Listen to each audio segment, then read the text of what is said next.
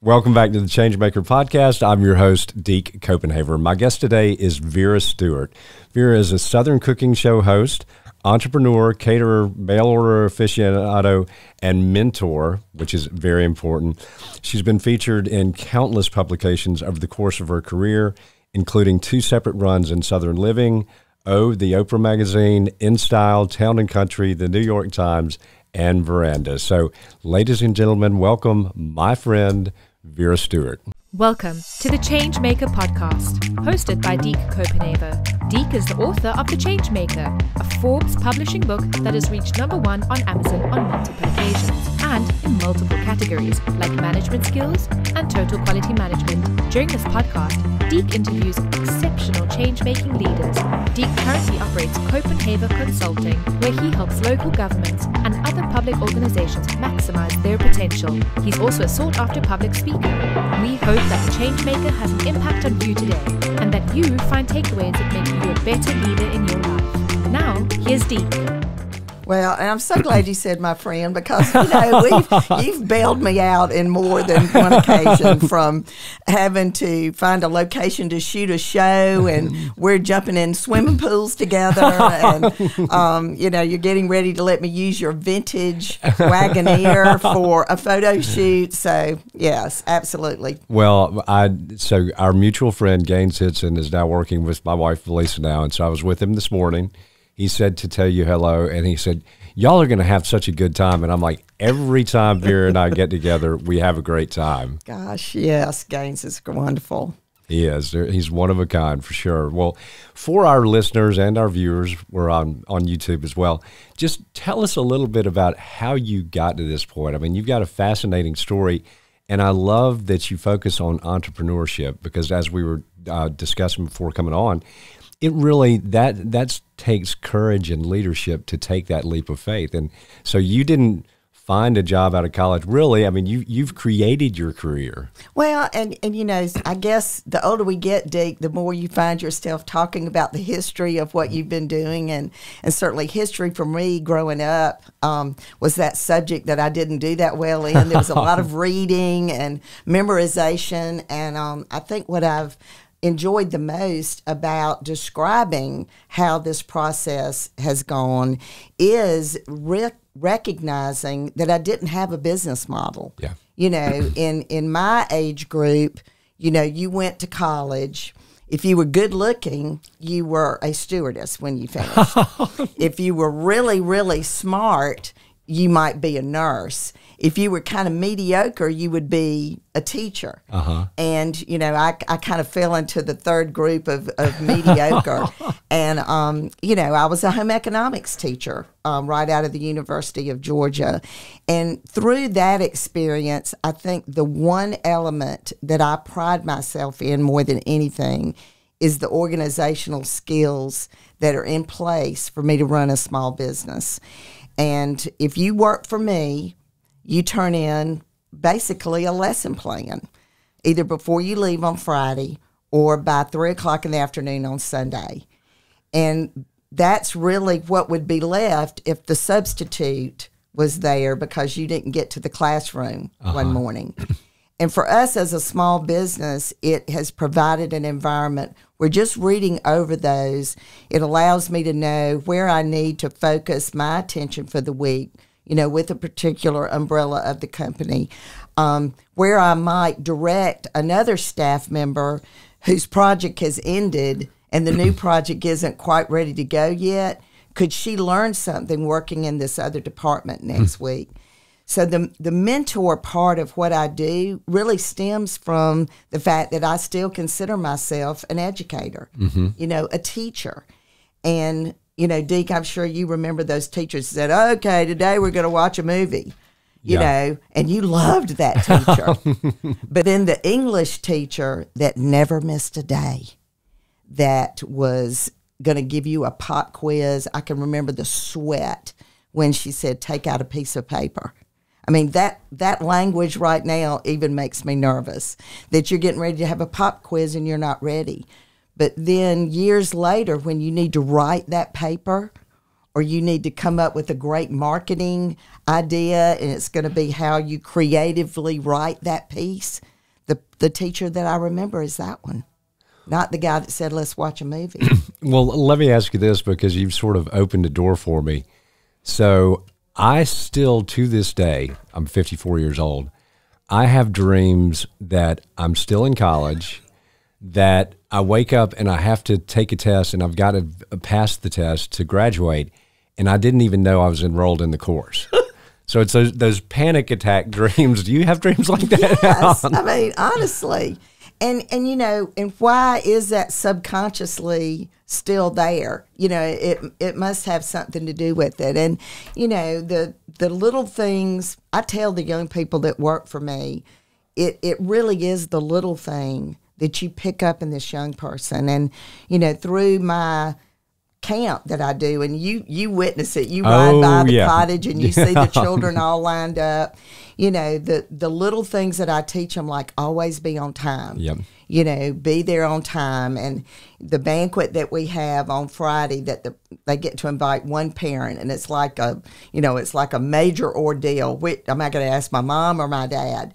But all week we talk about, okay, how far away do you live from the cottage? Okay, well, be sure to remind your parent how long it takes to get there. Yeah. And then they're going to have to park at Surrey Center across the street. And then they've got to walk into the building and get their seat. And we're going to start at 11:30. So we're going to open the doors at 11:15. And, I mean, those parents, you can tell they have never been so nervous about being on time in their life. But all of that enforces one of those little things that, you know, the reference call. I can say, well, they're always 10 minutes early. They're always on time. You know, they're always prepared for their job.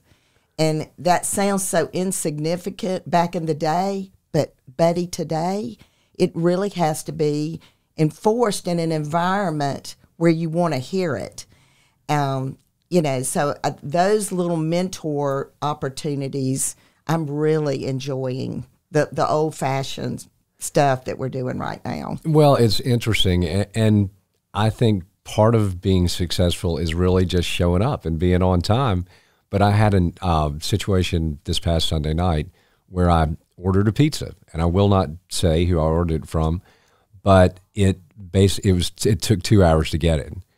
So rather than get upset with the driver, I gave him an extra tip because he told me that he was the only driver working that night. And so I'm like, if you're going to be the person that shows up, I think you should be rewarded for that, for good behavior. And, you know, I take those little opportunities. In fact, I call it preaching. You know, I said, well, I'm preaching again. But this past week, we had our cookbook on sale, half price. I do it once a year, every year, in celebration of my mother's birthday, who the book was dedicated to. And we may go back to her in just a minute. But I have to bring in a lot of these high school students to help us get all these books packaged that we do this sale once a year.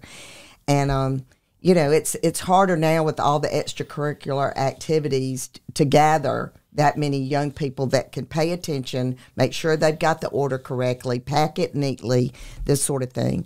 And so one of the girls said, well, my next door neighbor I think would really do well. I know you don't know her, but I'd like to recommend her.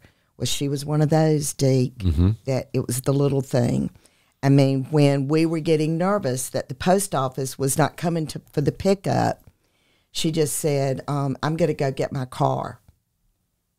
This is somebody that's never worked for me before. And she went across the street and got her car, and she said, we're going to load them up in my car, and I'm going to take them to the post office. Well, that night when she clocked out, I said, I've got to tell you, you're it. Yeah.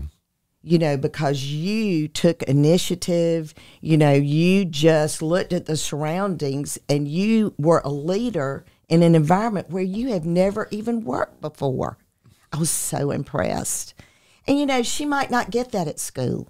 Yeah. You know, she might not hear that compliment from her English teacher or her math teacher or her history teacher like me. Yeah.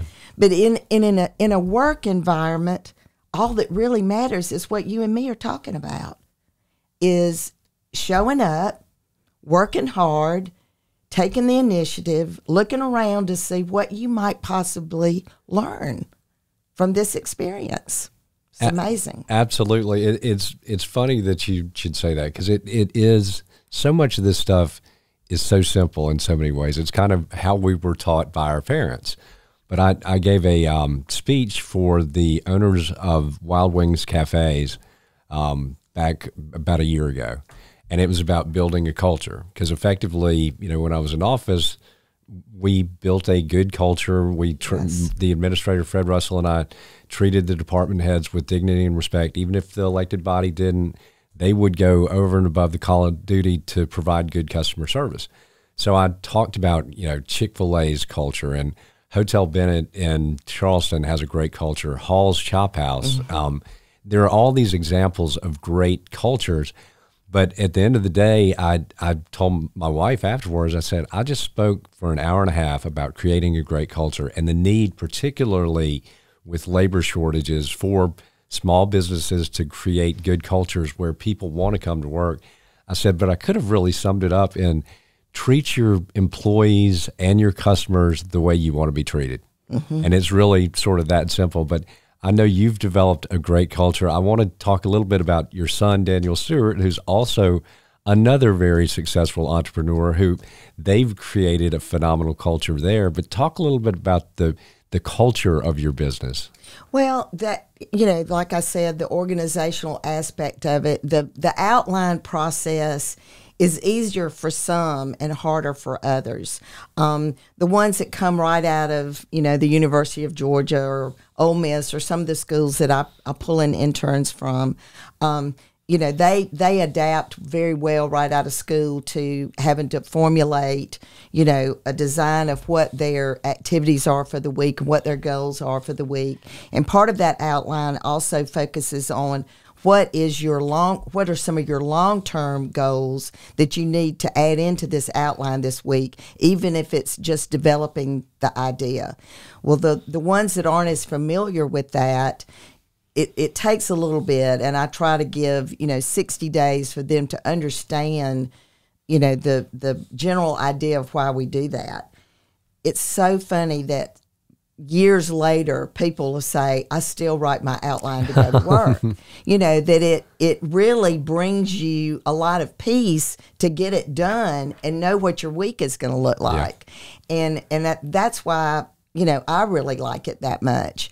I also think it's important for everybody in the building to recognize what's going on in a department that they don't work in. And it makes it sound like I've got this huge, operation. But for example, during the golf tournament, everybody doesn't participate in that. But needless to say, it's an overwhelming job for those of us that are involved in planning and orchestrating and, managing a big staff of people. And that is the Masters Tournament. That is the Masters Tournament, absolutely.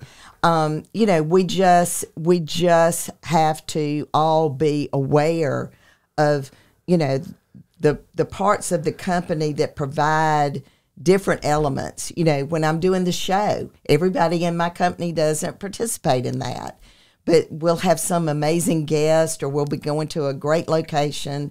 And sometimes I'll involve somebody that's not part of it just to see and experience what we get to do on a weekly basis, doing the show.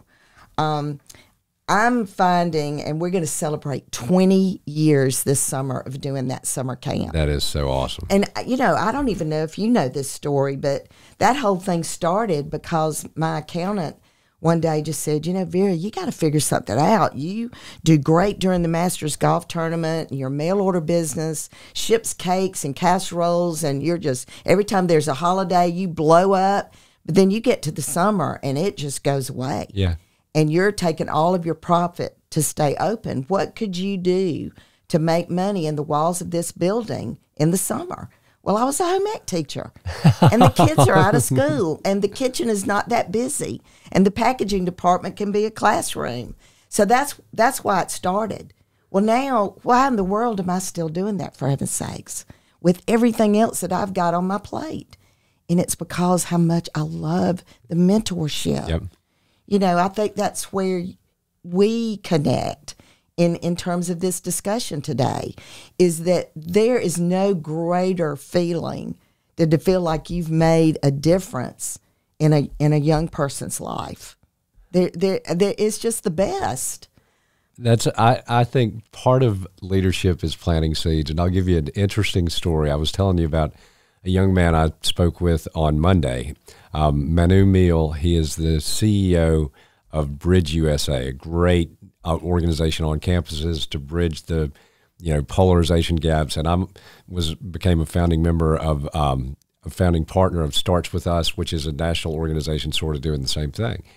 And he said, you've been doing this work most of your adult life. He said, I'm 22.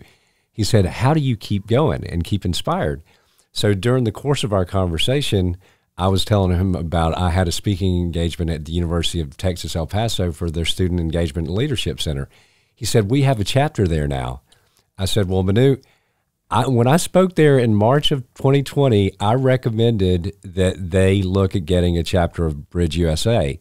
And they had reached out to me 2 years ago. I said, but now that seed being planted 2 years ago and you telling me this when I didn't know it, that's what keeps me going. It's planting those seeds, and not all the time, but the seeds that you planted, when you do get to see them come to fruition, that is one of the best feelings you can ever have. I mean, it truly is. I actually, this year, I had a young lady that was part of the 2005 camp. So that was the second summer we did it.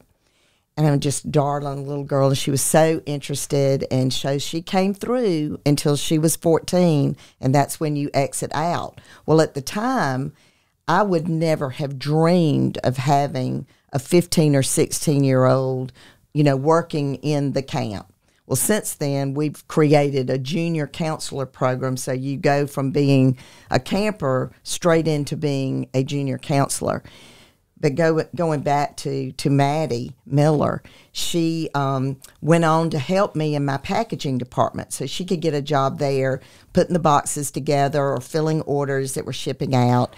Then she went off to college, and this past year, she changed her major to early childhood education because of her influence from camp and being a counselor while she was in college.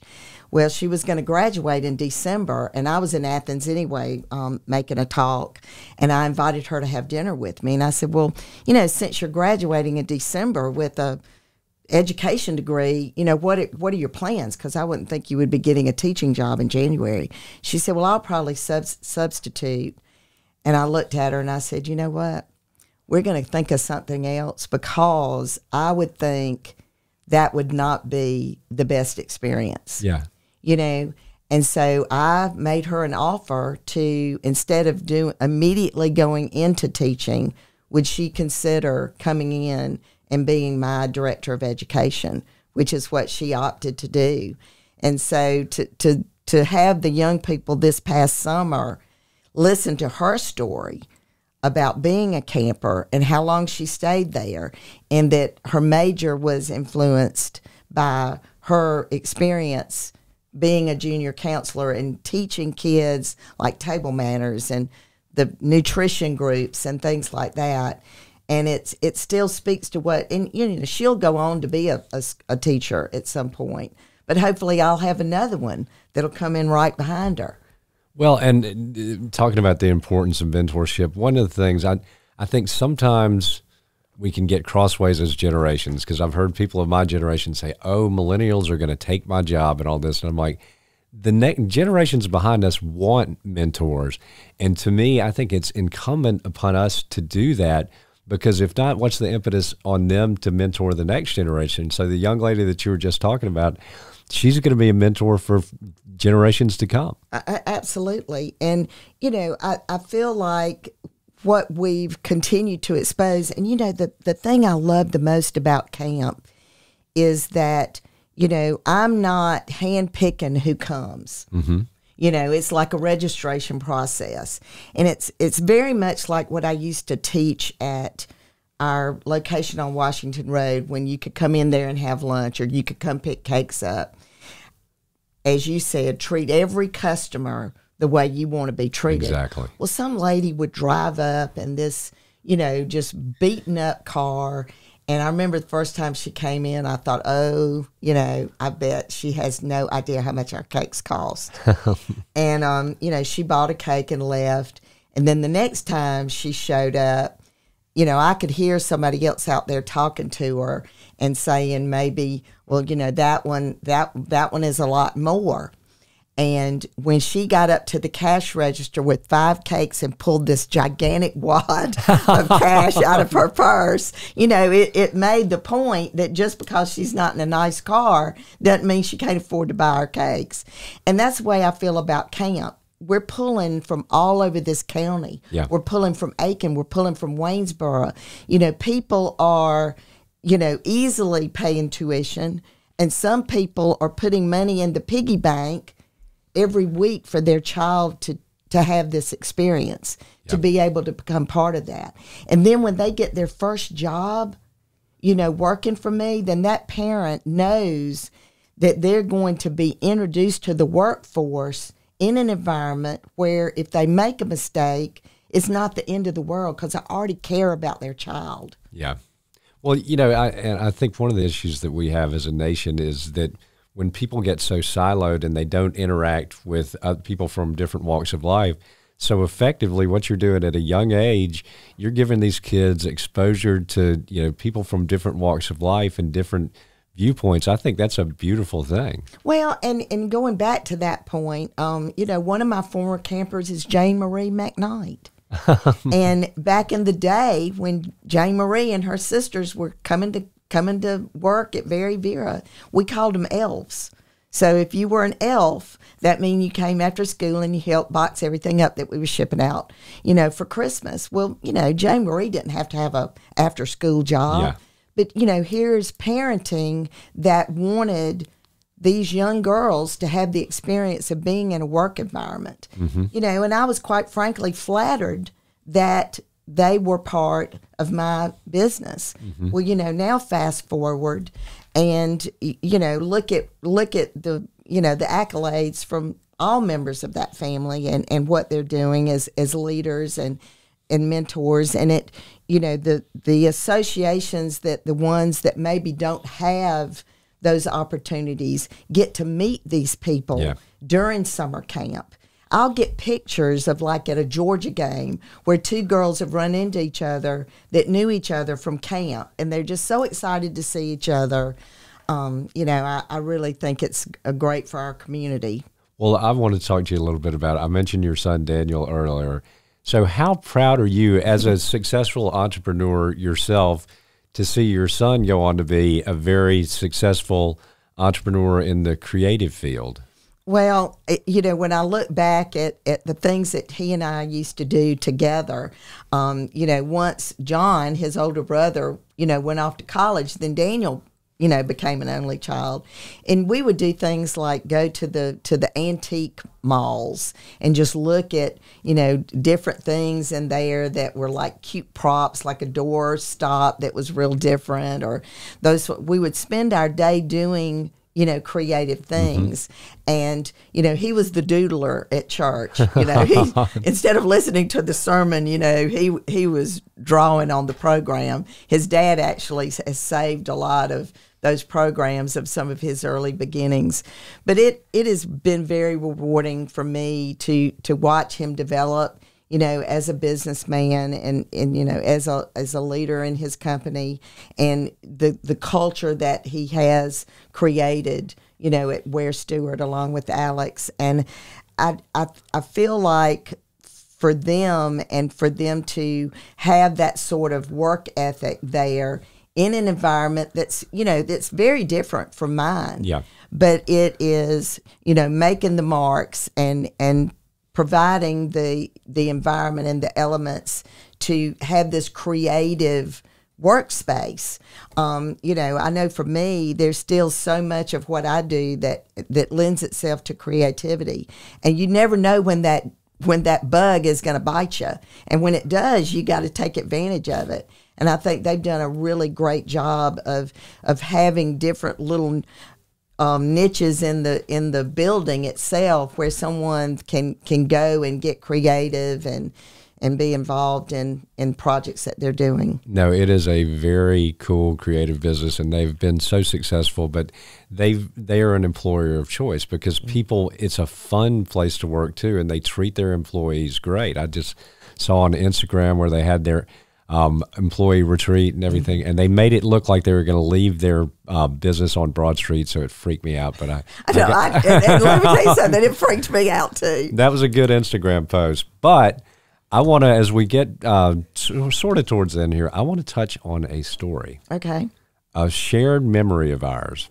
So while I was still in office, you had Bobby Flay, celebrity chef Bobby Flay, in town for, what was it, Bobby Flay's Smackdown or something? No, it was Throwdown with Bobby Flay. Throwdown with Bobby Flay, where you were challenging somebody with carrot cake.